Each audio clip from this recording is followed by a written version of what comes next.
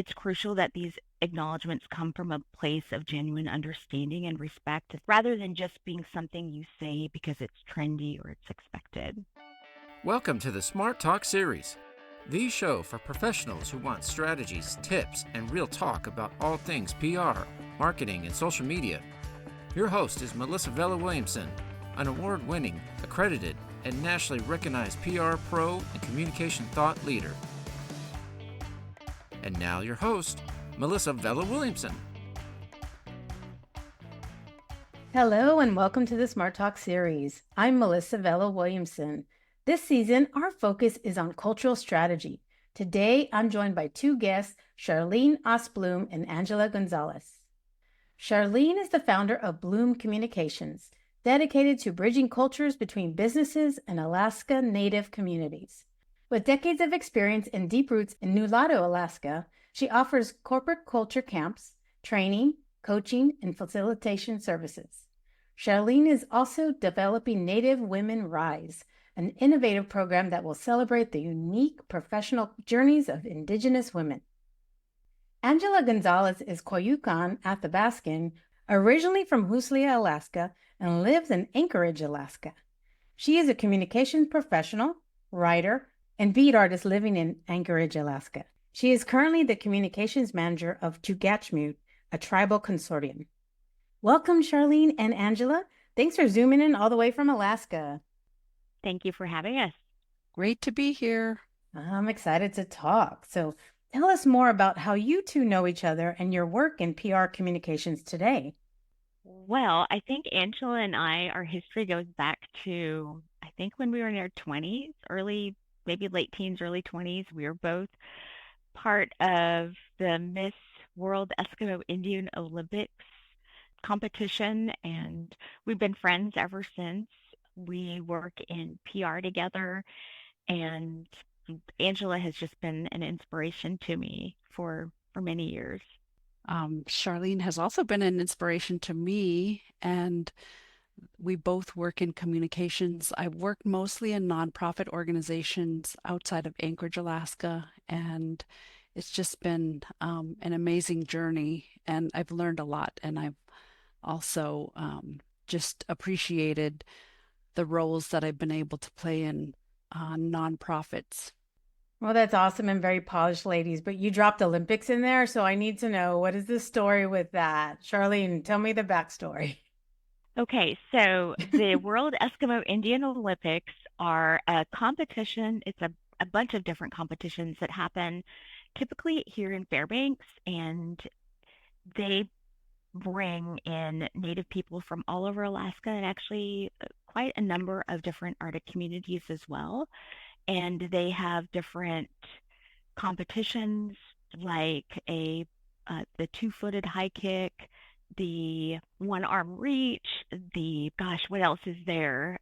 The ear pull, just a variety of different competitions that Alaska Native people have used for a number of years, for centuries really, for finding animals, like through the blanket toss to just keeping up their strength and agility, especially during the long, cold, dark winter months. And Angela and we were contestants for Miss WEO. Okay, give me more, Angela. Yeah, so it's Miss WEO is a contest that people from across Alaska want to be Miss WEO, but it's not like the traditional like Miss USA contest. Like it's mostly focused on beauty, although that's changed over the years. But it's focused on like your traditional knowledge, sharing songs in your traditional language, wearing regalia. They have a regalia contest. So it really celebrates culture and tradition and heritage and puts role models out there. That's what I saw, and that's what I learned from participating is that you just get to share. It's a great way to share your culture. I think that's really impressive. And like you said, it sounded like those Olympics indeed were that wonderful intersection of culture, heritage. Perhaps it is, right? representation with athleticism and actions and new memories to make. And so that's really amazing that you have that in your area, that you two connected in that area. And I think it's apropos that you both went into public relations and communications, or maybe were already in it when you were as part of that, because it's going to be part of the work that you're doing there, is that polishing up of what it means to represent a community and yourself. So kudos to you for putting yourselves out there, because that's uncomfortable for a lot of us anyway.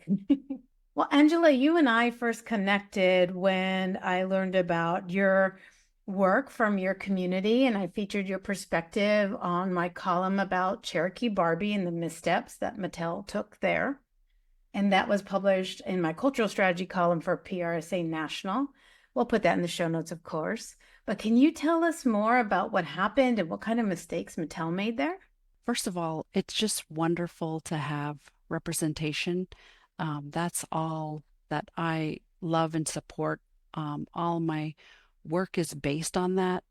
From even Miss being in the contest for Miss WIO, you're a cultural ambassador. So representation is really important. So kudos for Mattel for even doing, this indigenous Barbie and Cherokee.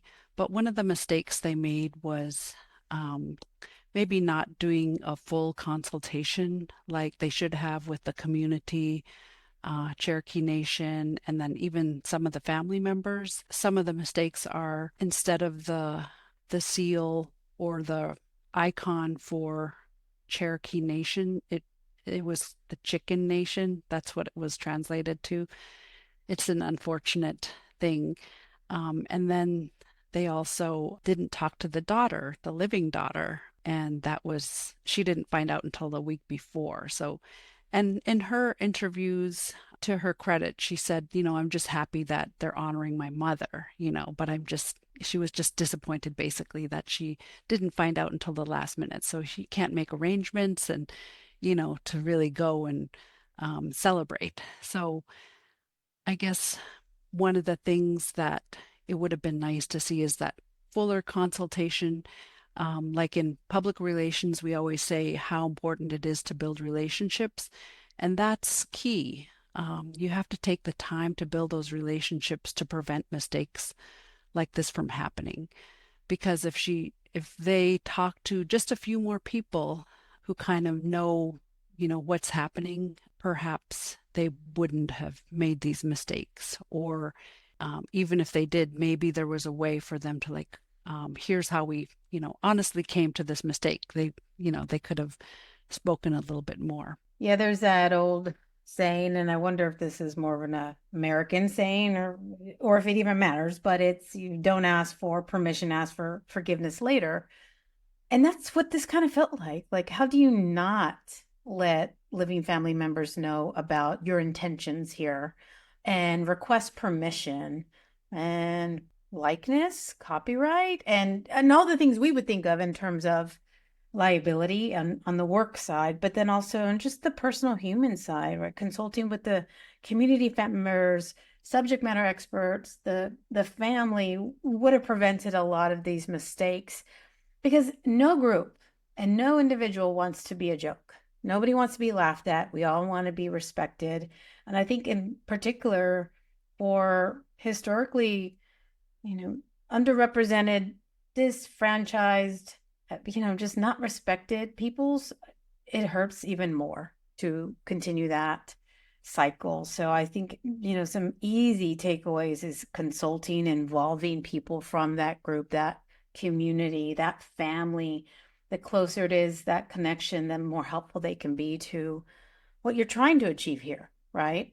And the timing was really interesting because the Barbie movie was out and there was so much banter about America Ferrera's monologue in it, and and not being enough as a woman, and missing that respect. It even goes down to the self-respect. And so they were doing so many things right in people's eyes at that time, and then this came out and that hit. And actually in the Latino community, it's about September when we're recording this, I'm seeing some banter online regarding the new Barbie representation of a very famous mariachi. I think it's Juan Gabriel. You know, Juan Gabriel is a man, and he's very much a macho man, and in a lot of good ways in terms of the music and his representation of self. And it would have been nice in some people's eyes that they would have used the Ken doll, right? The male doll to represent him, where it would have not been inappropriate to have female Barbies as accompanying mariachi musicians, which we see that all the time in mariachi groups, right? Music groups of that heritage and background. So it's an interesting take for me where I wonder again, gosh, did you ask anyone that could have weighed in and said, you know, you might want to think about this or that before you roll out production and go into marketing mode? Like, let's just get a few different viewpoints so that we feel very good, collaborative, and solid about our approach. One of the tips I like to give when it comes to even delivering land acknowledgements is consulting with the local communities for input, for proper pronunciations, for feedback. And it clearly appears that Mattel missed the mark in this case with that. Yeah, absolutely important. You know, just a little behind the scenes for y'all, even before we got started and I'm recording the introduction, you know, I have to ask for help too. To help me, Angela, help me, Charlene, with the pronunciations of names and places and tribes and groups and just affiliations. It's appropriate. I do that with every guest, and it's not comfortable as a person to feel like I don't have all the information or I don't know how to do something, but I think it's the effort that is often appreciated by others. So be brave, everyone, and put yourself out there. Yes. I'll add something if that's okay. One thing that I like to tell people is about learning, from the local people how to pronounce things and what area you're in, what language they speak, is that Alaska Native and American Indian people had to learn a whole new language, English. So is it going to be too much trouble for, non-native people to learn one word, even saying thank you, like Anabase and Koyukon Athabaskan? It's not too much to ask, I think. No, absolutely not. And I think, that context of where we live and where we are matters all the time. And so acculturating to that and really respecting that and showing the effort really matters too. Angela, to dig into this a little further, I know that in that column, I shared your love of playing with Barbie dolls as a girl and how you were inspired to create your own fish camp Barbie as a result.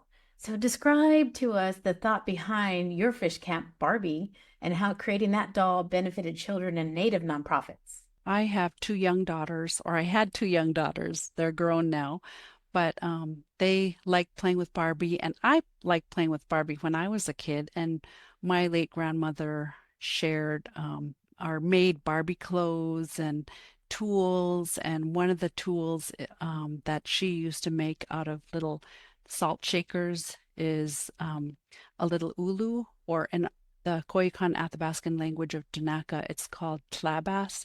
And so it's a little knife, to cut the fish. And so I would make these, I love making these scenes with a fish cutting table, fish rack, a fish net.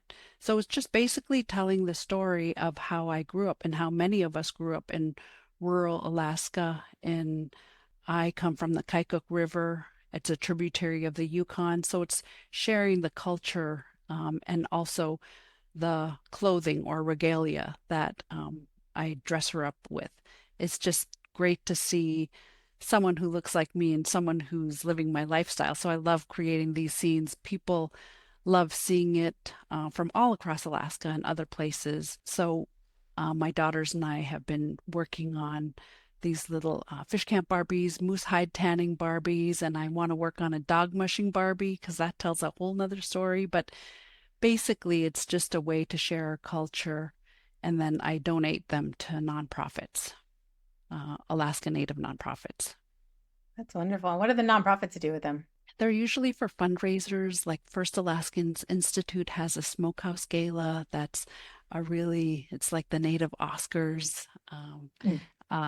To some extent, it's just a fun celebration, and then silent auctions, and then they use the funds like One of them was supporting the Alaska Native Heritage Center, which is a place where tourists and Alaskans can visit and learn about Alaska Native culture. Very nice. Yeah, they sound like beautiful art scenes and art pieces themselves. And then Charlene, you were super helpful and just recently shared a blog post about Alaska Native land acknowledgements. Native land acknowledgements may not be practiced in some parts of the US. As I told you all offline, I myself had not seen that type of practice until recently when I went to the PRSA Counselors Academy in Palm Springs. And my eyes were open, and I almost kind of did that moment where you slap yourself on the forehead, like, oh my goodness, where have I been? How have I not been exposed to this wonderful, respectful practice before? Why haven't I seen this in Texas? Why haven't I seen this in San Antonio and South Texas? So can you tell us more about what Native land acknowledgements are and what we should know about them? Well, absolutely. So, native land acknowledgements are typically formal statements that recognize the original inhabitants or caretakers of the land, and they typically acknowledge the historical and cultural ties to the area. And they're meaningful because they honor the connection that Alaska Native people, at least here in Alaska, that Alaska Native people have with their ancestral lands. And the practice should be about respect and recognition, and it should also serve as a reminder of the rich heritage and history that continues to shape who we are today. But it's more than just words. It's about education, it's about engagement, and it should encourage people to understand the history and significance behind what land acknowledgements are. And ideally, it should lead to further action and support for the communities that are being acknowledged. Um, and that's, I think, the part for me that misses a lot is that action. A lot of times the words do feel performative. They're just words being spoken without a lot of action behind them or continued engagement. No, that's really important you point that out. So let's dig into that a little bit further. I know as I read the piece, I kind of saw that love-hate dilemma that you were describing.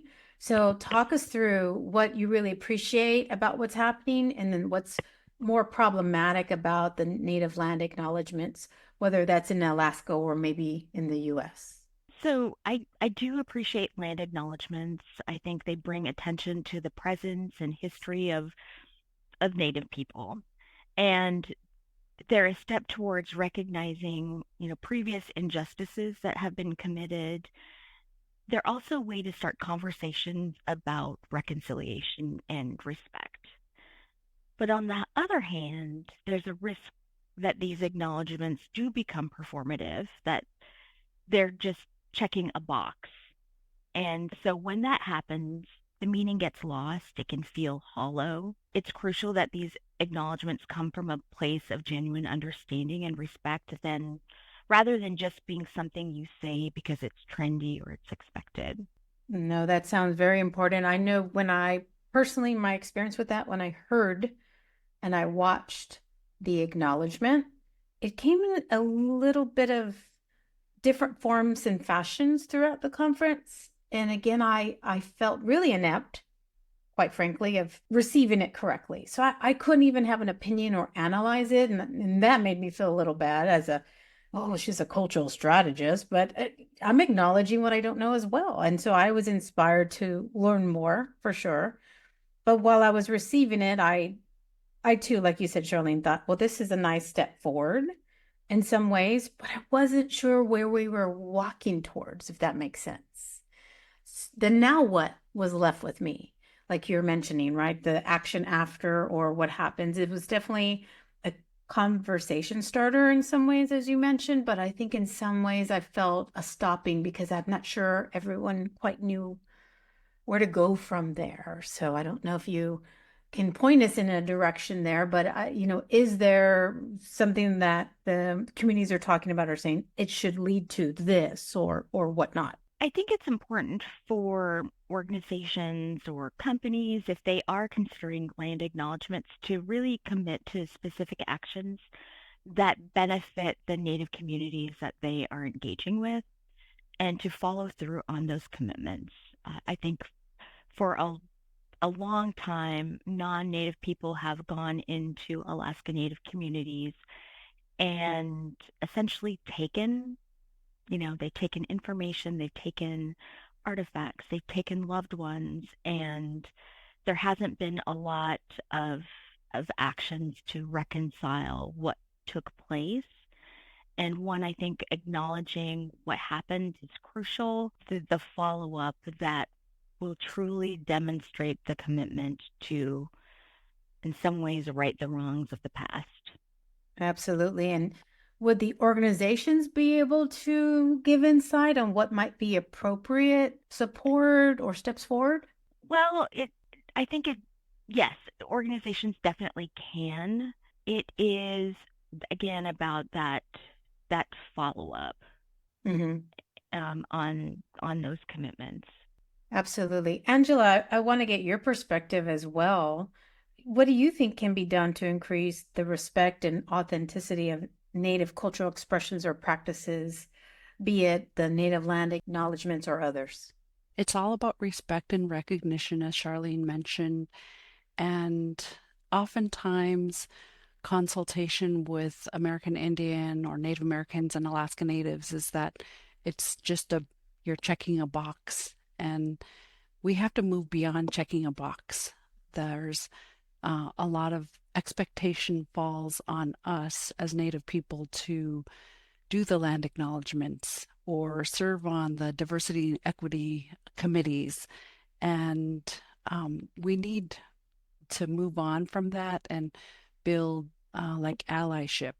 And so it shouldn't just fall on us to, recognize the lands. It can be done. It's possible. I think people are afraid of it, and they don't need to be afraid of it.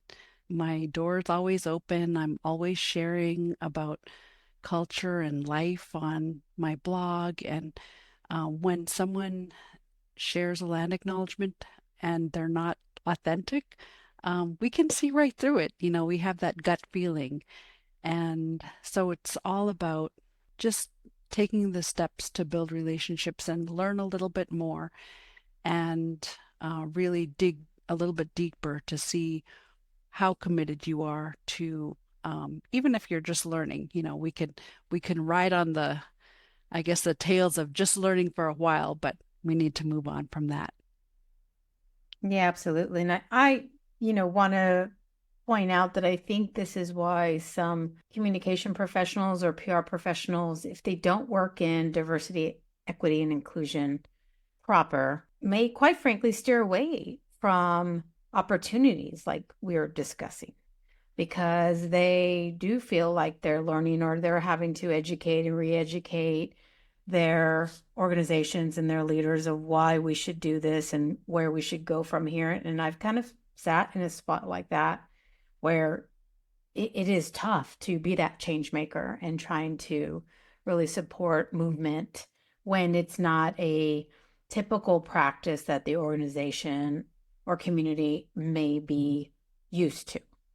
And so, what I would like to just take one step further with you all verbally here is to just say, and ask, how do we get started? So, if we're in a community, we're in a city, we're not sure, we've never seen native land acknowledgement, for example, if that is something that, when practiced well, is seen as appreciated by Native American groups, how would we get started with something like that? How do we, I want to, I guess my intuition wants to assume most of the land probably is native land, but ignorance is right front and center with everyone here and saying, how do we figure that out? Where do we go? How do we find someone to explore this with and in a psychologically and workplace safe manner? Charlene, what are your thoughts on that?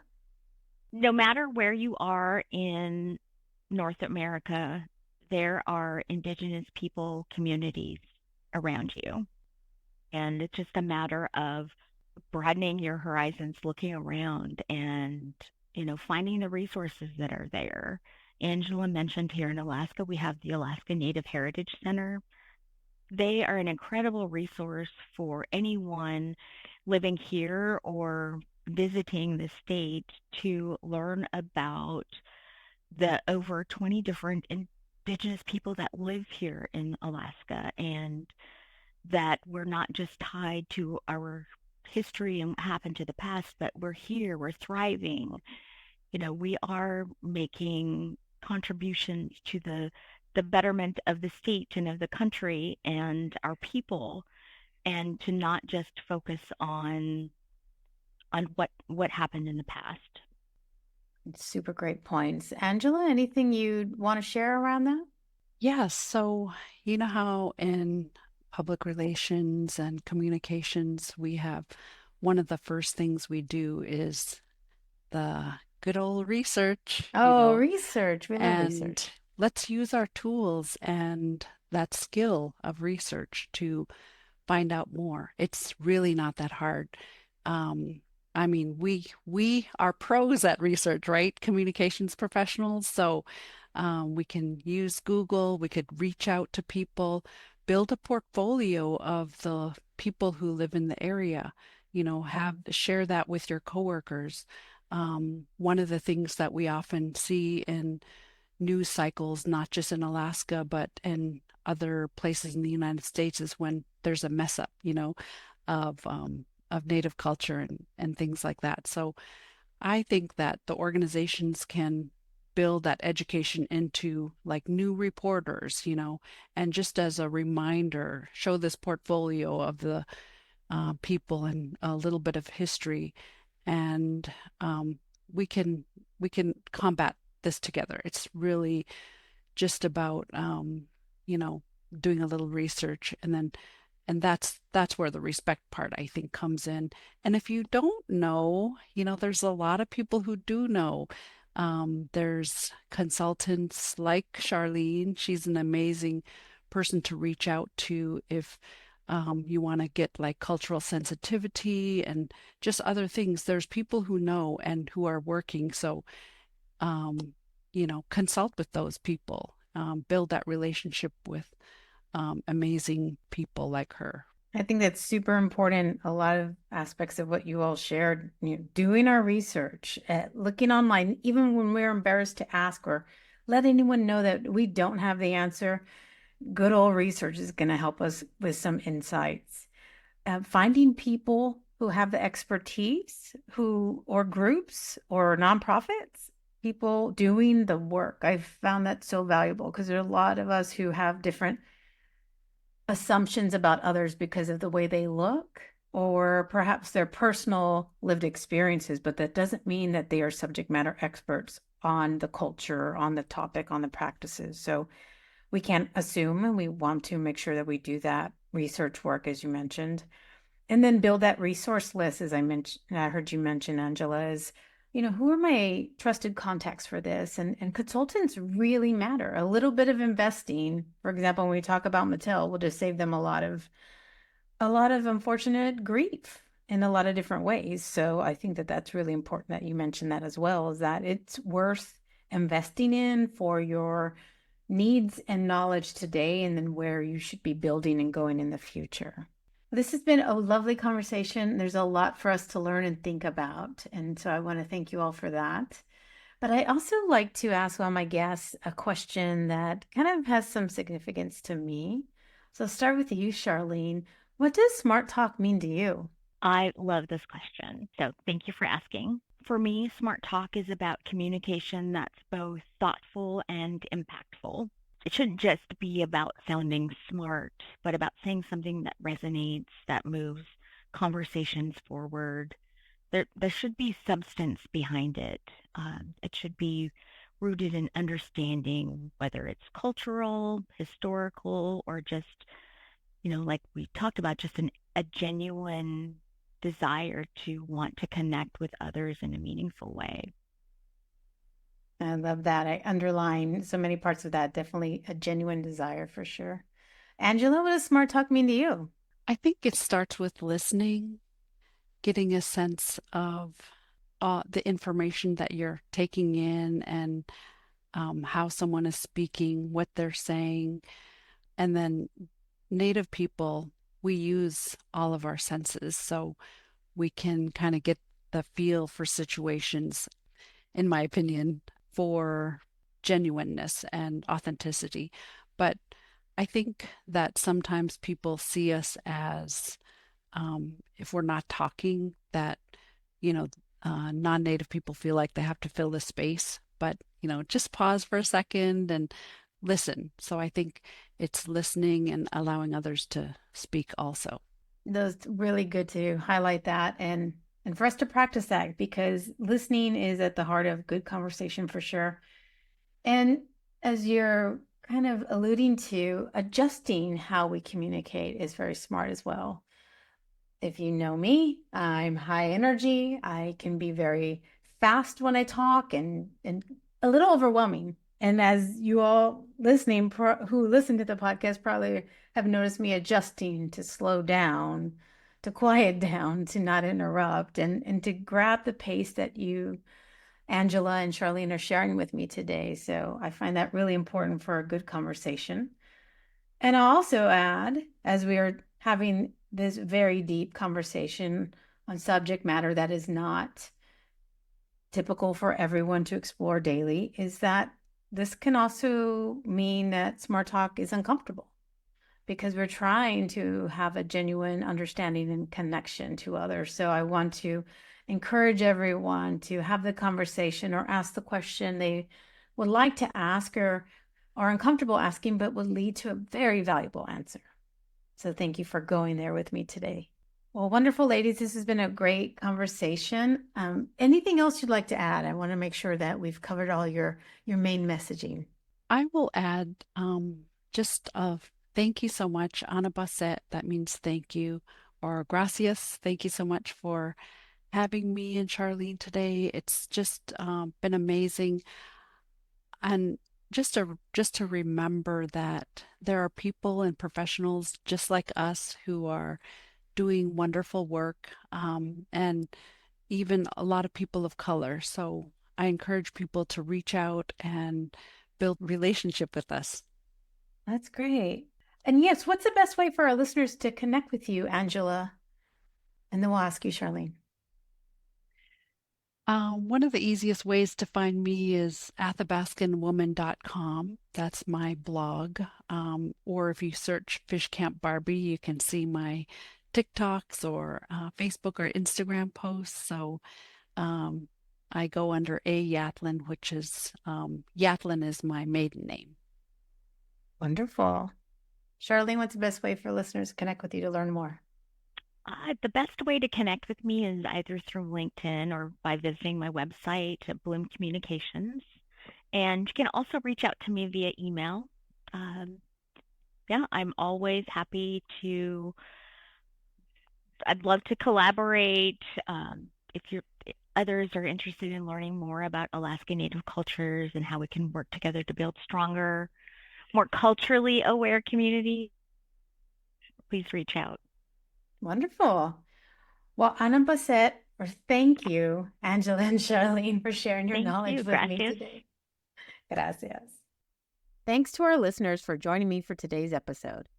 If you like Smart Talk and strategic comms, let's collaborate. You can work with me as a trainer, a consultant, or hire my firm, MBW Communications, for strategic comms planning or PR strategy services. My book, Smart Talk, Public Relations Essentials All Pros Should Know, is available on Amazon in print or audio and offers advice, how-to tips, tools, and new PR models so aspiring and practicing pros are equipped for this evolving field. Please follow and rate this podcast if you're a fan, and follow us at MVW to get the latest on trends, trainings, and more. And as always, think smart and communicate smart. And I'll see you next time. Thank you for joining us for another episode of the Smart Talk series. If you learned something or enjoyed our conversation, share it on social media or send to a friend. To learn more about this and other communication topics, visit mvw360.com. That's mvw360.com.